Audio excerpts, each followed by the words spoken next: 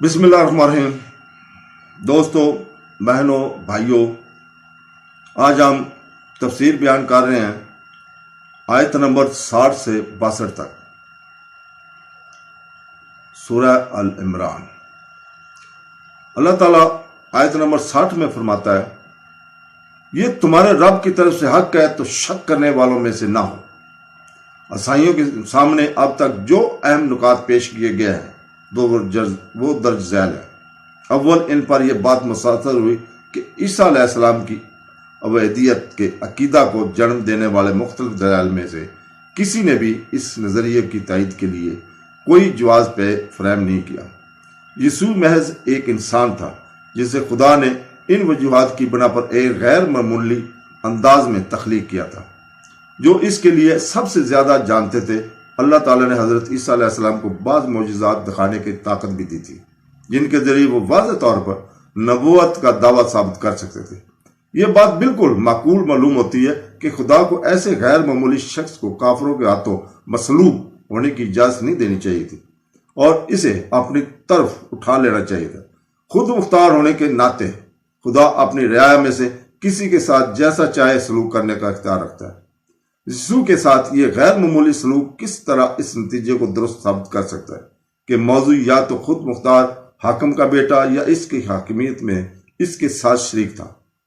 دوسرا، محمد صلی اللہ علیہ وسلم کا پیغام وہی ہے جو عیسیٰ علیہ السلام کا تھا۔ دونوں کا مشن ایک جیسے ہیں۔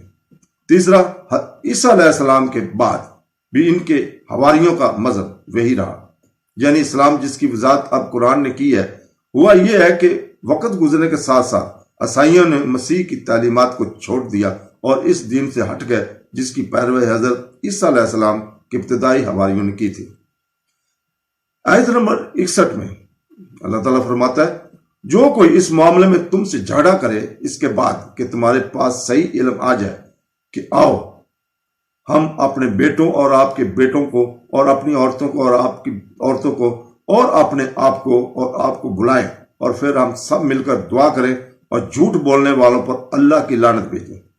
تنازع کے فیصلے کے لیے اس طریقہ کار کو تجویز کرنے کا اصل مقصد یہ ثابت کرنا تھا کہ نجران کے وفد میں شامل افراد کا رویہ دانستہ ضد اور ہٹ دھرمی کا تھا۔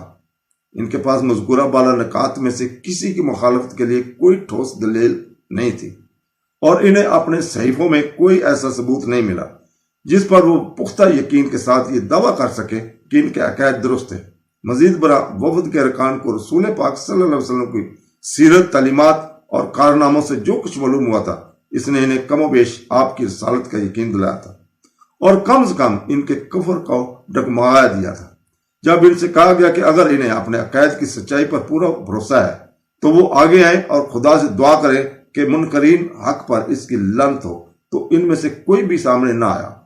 اس طرح پورے عرب میں یہ بات واضح ہو گئی کہ نجران میں عیسائیت کے پادری اور علماء، جن کا تقدس دور دور تک منایا جاتا تھا، ان عقائد کی پیروی کرتے تھے جن کی حقیقت پر وہ خود بھی مکمل طور پر یقین نہیں رکھتے تھے۔ تو دوستو، 62 نمبر میں اللہ تعالیٰ فرماتا ہے، یہ سچی کہانی ہے، اللہ کے سوا کوئی معبود نہیں اور بے شک اللہ غالب اور حکمت والا ہے۔ تو دوستو، اللہ تعالیٰ ہمیں قرآن حدیث پڑھنے، سننے اور اس کے اوپر عمل کرنے کی توفیق عطا فرمائے۔ آمین ثم آمین۔ اللہ حافظ۔